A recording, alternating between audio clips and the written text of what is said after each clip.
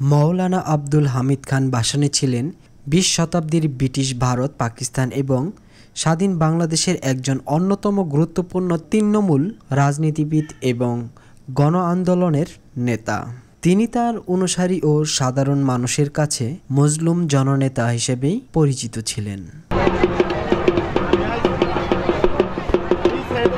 তিনি ১৮৮০ সালে ১২ ডিসেম্বর সিরাজগঞ্জ জেলার ধানগড়া গ্রামে জন্মগ্রহণ করেন। ১৯৭৬ সালে ১৭ নভেম্বর ঢাকায় তিনি মৃত্যুবরণ করেন। তাকে টাঙ্গাইলের সন্তোষে দাফন করা হয়। ব্রিটিশ ভারতে তিনি অসহযোগ ও খেলাফত আন্দোলনে যোগ দেন।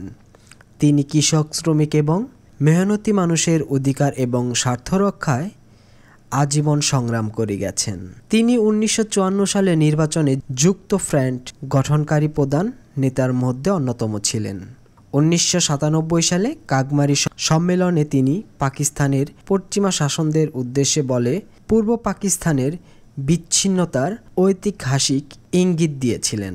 তিনি স্বাধীন বাংলাদেশ প্রতিষ্ঠায়ও বিশেষ ভূমিকা পালন করেন এবং মুক্তিযুদ্ধের সময় গঠিত প্রবাসী সরকারের উপদেষ্টা মণ্ডলীর সভাপতি ছিলেন। তার রাজনীতি ছিল গ্রামভিত্তিক এবং তিনি ক্ষমতার মোহ থেকে দূরে থেকে সাধারণ জীবনযাপন করতেন। তার হাতে ব্যবহার করা একটি ট্রাক্টর এই জায়গায় দেখতে পাওয়া যায়।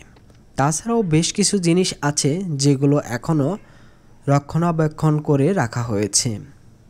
যদি কখনো আসতে চান তাহলে এই জায়গাটিতে আসতে পারেন। তার মৃত্যুবার্ষিকী স্মরণ অনুসারে এই জায়গায় মিলাদ মাহফিলের আয়োজন করা হয়। দূর দূরান্ত থেকে অনেক লোক এই জায়গায় এসে একত্রিত হয়।